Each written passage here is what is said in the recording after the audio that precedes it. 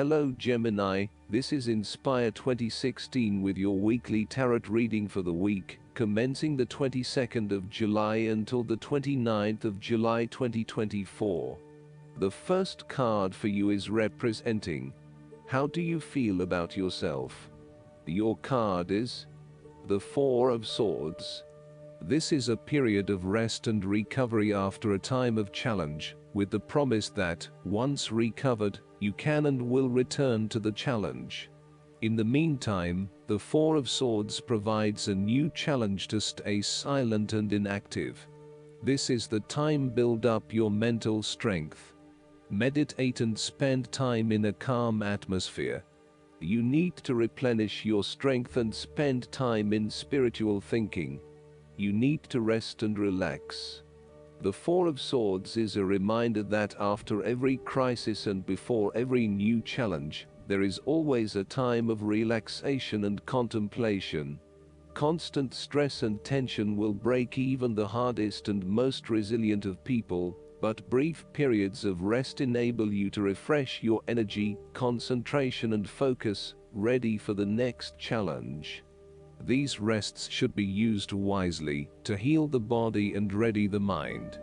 The Four of Swords is also a sign that you can stop worrying, put down your defenses and take a breather from the chaos around you. For the moment there is a truce, and you can catch your breath without being attacked again. However, bear in mind that a truce and peace are not the same thing. The Four of Swords is a guarantee that challenges will return to your life as soon as you are ready to face them, so make the most of the stillness and quiet you have earned, but never lose sight of the fact that the battle is not yet over, and that there is still work to be done. The second card for you is representing, what do you want most right now? Your card is the Two of Swords. What do you want most right now is clarity of the overall situation. You are currently being faced with a difficult decision, but you are attempting to hide from it and pretending to yourself and others that if you ignore the decision long enough, it will go away of its own accord. However, the decision will not go away simply by your willing it to depart. Your conscience will eventually force you into facing your refusal to deal directly with the situation. The Two of Swords therefore serves as a reminder that life's decisions are frequently quite difficult and raise the possibility of painful consequences. However, you must take the bull by the horns and make your decisions with your best intentions, fully aware of the possible consequences. Avoidance will ultimately lead to a greater conflict. The blindfolded woman in this card is also an indication that you lack the information you need to make the right decisions at this time. You may be missing something, such as threats or potential risks, alternative solutions, or key pieces of information. Once you are able to remove your blindfold and see the situation for what it really is, you will be in a much better position to determine your path forward. Research your options more widely, seek outside opinions and feedback, and ask yourself what you are missing here. Why is this decision so challenging to make? What extra information do you need? The third card for you is representing your fears. Your card is the Seven of Wands. You are feeling overwhelmed by the challenges and responsibilities in your life, finding yourself quickly snowed under and unable to look at the bigger picture. You may have taken on too many commitments and are now looking for an opportunity to focus your attention on only one or two things, and do those things well. You may also feel as though you are having to compete against or are constantly comparing yourself to others, leaving you feeling somewhat inadequate and vulnerable. The Seven of Wands can also indicate that you feel as though you are constantly being judged or criticized by others. Your family or friends are questioning you on why you are doing certain things, such as staying in a challenging relationship or an unfulfilling job. You would prefer if they could just keep their mouths shut and let you be.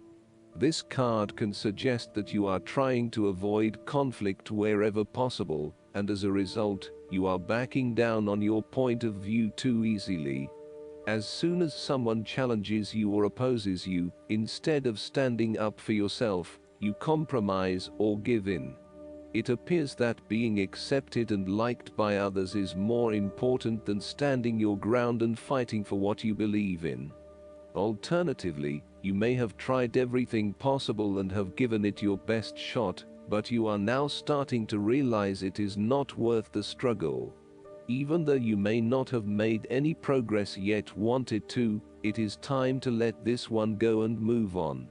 It may feel like giving up, but in the long run, it will be for the best. The fourth card for you is representing what is going for you. Your card is the Six of Cups. You want to return to the happy memories of your past, whether as a child, teenager, or adult. Oftentimes, though, these memories are indeed a thing of the past and reflect aspects of your life that have since vanished. You may feel that the only way to connect to this happiness is to escape into the past where you can reflect on your happy and beautiful memories, instead of dealing with current challenges. This is fine if you are simply taking a walk down memory lane, but it is important that you live in the present and accept your current circumstances, rather than always living in the past.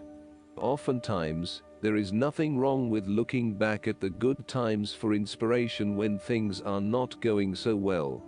In the midst of change and crisis, the Six of Cups suggests that looking back at what you have endured is a good way to assure yourself that, whatever trials lay ahead, you will meet them, and you will overcome them as you overcame others. You need to take time out to heal, look back on the past, and all the good that lies there. During this period of reflection, there is no need to focus on the negative. Instead, bring all of the positive energy from the past into your present and your future. The fallen cups are now full and upright again, but with blooming flowers that cannot be spilled or washed away. Now that you have looked back, the way forward will be clear and enlightening. The Six of Cups can represent a return to a familiar environment or to a childhood place. You may return to your hometown, to your parents' house, to your high school, or even kindergarten. You could be going to a high school reunion or reconnecting with a childhood acquaintance. A teenage sweetheart or past lover may turn up again. Allow yourself positive, nostalgic memories of childhood, friends, and family. If you can, spend time with younger people. The source of your problems may be in past events that are triggered in the present. We are made up of many parts, and inside we still have the little child and adolescent we were with all of its experiences and feelings. This can lead to the inner child reacting strongly to certain experiences, situations, and feelings in the present, based on experiences of the past. Working with your inner child and getting to know where these feelings come from can change that and enhance your choices in miraculous ways. When we are being playful, spontaneous, creative, intuitive, and surrendering to the spiritual self, our genuine, authentic self, who we know deep within us, our real self is being welcomed and encouraged to be present. The fifth card for you is representing what is going against you. Your card is the Two of Wands. You may also be afraid to step out into unknown territories, despite the huge growth potential, instead preferring to stay with what is familiar to you. The trouble is your growth is currently being stunted in your present environment, and your world has become too small for you. It is time to bring your attention back to your original goal, and understand the beneficial impact of taking a risk and stepping out into the bigger world around you. You need to start organizing your long-term goals and prioritizing what is important to you and what you really want to achieve. At the moment, it may seem that you want so many things, but you have not thought these through enough to make them a reality. Start at the beginning again and meditate on what is important to you and what motivates and drives you. Look at where your passions are, and then start planning how you will achieve these goals. You have overlooked some important details related to your plan for the future. You may have been moving full steam ahead, but have recently hit a roadblock due to lack of planning. You may also be overconfident about your success, overlooking the things that matter most. Or, you may be losing your passion associated with your goal and are becoming easily bored and demotivated. It is essential that you reignite that passion, or start again with something you feel more inspired about. The last card for you is representing the likely outcome that you may have. Your card is the Page of Cups. You may hear about the birth of a child, an engagement or marriage, a wonderful idea or plan, pregnancy, a new relationship, travel plans, etc. This positive message is unexpected but welcomed, and you are likely to respond to the news or message in an emotional manner. The Page of Cups suggests that you are more likely to show or express your emotions now. You may be more emotional or moved by simple things. Do not be afraid to let your feelings show and to wear your heart on your sleeve. It is okay to be sentimental and romantic. Let your heart lead the way. The Page of Cups is like your inner child, youthful, free, creative, intuitive and inspired. This page has never been taught to suppress his innate emotional and intuitive power, and therefore he is a kindred spirit whose imagination is totally free to dream wonderful dreams, and to create his life exactly as he chooses. In this way, the Page of Cups represents renewal of your emotional and creative self, to allow that sense of freedom to reappear in your life. This card encourages you to take a fresh perspective on a difficult issue, and to approach that situation with benefit of the doubt, love and compassion. The Page of Cups appearance tells you to never stop listening to your intuition and believing in your dreams. If you cease to dream, then your dreams shall never come true because they do not exist anymore.